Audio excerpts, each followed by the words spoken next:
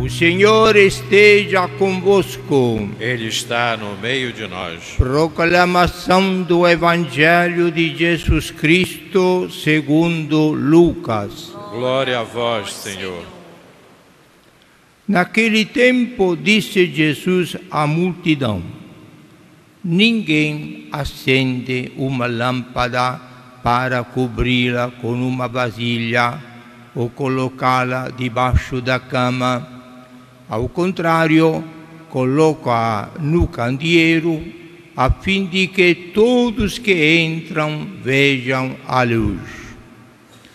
Com efeito, tudo que está escondido deverá tornar-se manifesto, e tudo que está em segredo deverá tornar-se conhecido e claramente manifesto.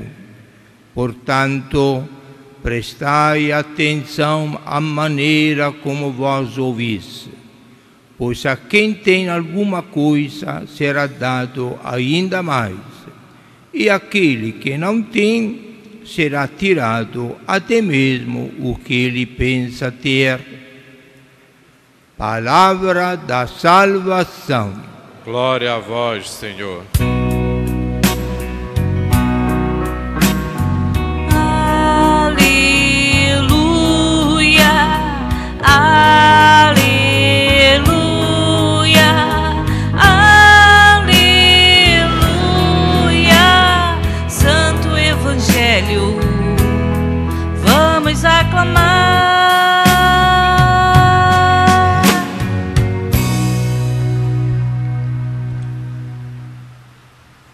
Sigamos sempre, caríssimos irmãos e irmãs, as orientações e diretrizes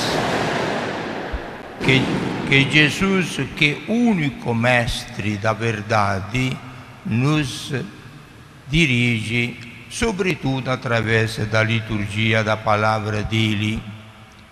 E Jesus hoje faz duas colocações para reduzir o tema da liturgia de hoje. Primeiro, Jesus nos admoesta a sermos o que cada cristão e cristã é. Quem é o cristão e a cristã? É aquele que é luz no mundo. Quando nós fomos batizados e batizadas, se éramos criancinhas, não podíamos fazer muita coisa, só chorando ou dormir. Mas havia ao nosso lado um padrinho ou madrinha que seguravam uma vela. E esta vela foi acesa. E o celebrante do batismo recomendou para que nós segurássemos esta luz e fôssemos luz ao longo da nossa vida, porque a função e a vocação do cristão é iluminar o mundo. E esta luz se acende no dia do batismo,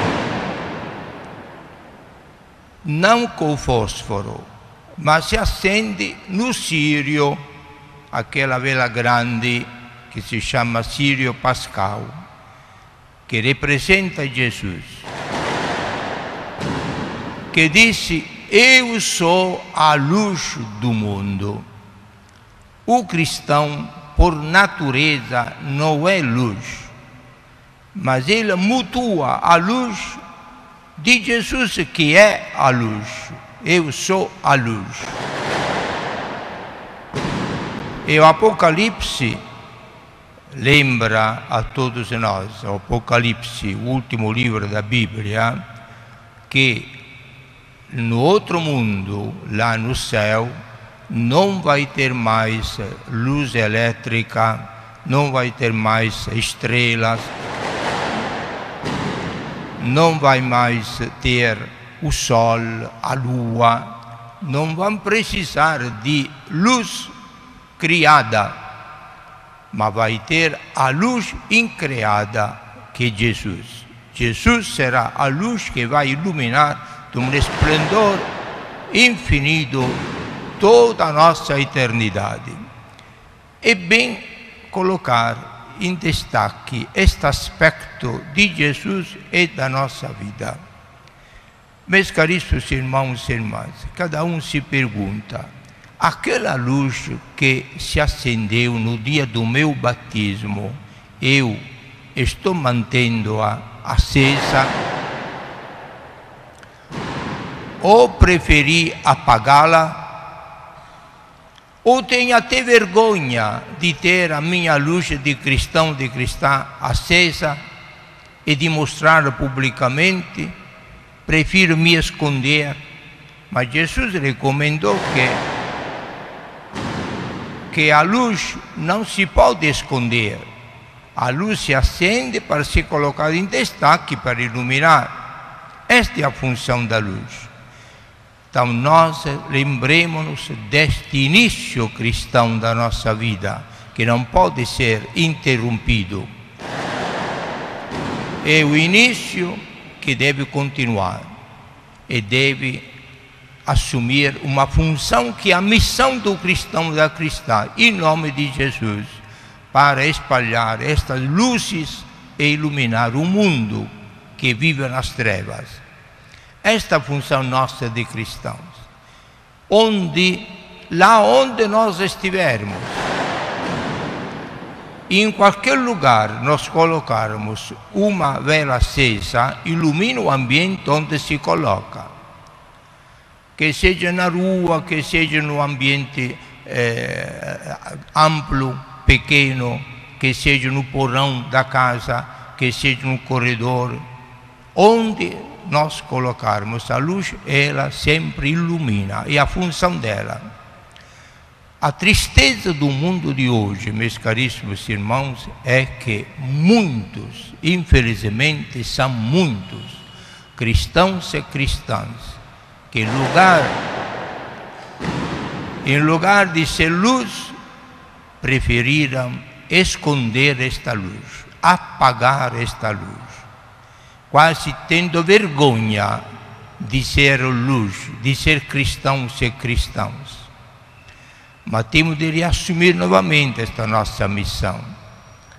Se os cristãos todos forem luz como deveria ser, ou como o mundo seria mais bonito, mais alegre, mais fraterno, mais aconchegante, porque a luz sempre é um benefício, não adianta. É nas trevas que a gente encontra dificuldade, mas na luz sempre enxerga melhor. Então, lembremos, caríssimos irmãos, desta nossa função e missão no mundo, de sermos luz, em casa, no trabalho, no lazer, viajando, parados, onde estivermos. Lembremos-nos que eu sou uma luz. Se me recusar eu de ser luz neste mundo, corro o risco de não entrar no reino da luz eterna, que é a casa de Deus, onde Jesus é luz para todo mundo. A segunda colocação de Jesus diz respeito a escutar, ouvir, escutar. Nós somos mais fáceis em falar. Este nosso órgão, a língua, se mexe mais do que o ouvido. Usamos mais a língua do que o ouvido. Enquanto Jesus nos admoesta a inverter as coisas, usar menos a língua e mais o ouvido. Quem usa sempre a língua e não ouve, não escuta ninguém, é um tolo, não tem sabedoria, diz sempre besteiras e ofende. é necessário readquirir a sabedoria da escuta. Escutar muito e falar pouco. Lembremos deste axioma. Escutar muito e falar pouco. Escutar mais e falar menos. E a gente vai se dar sempre melhor.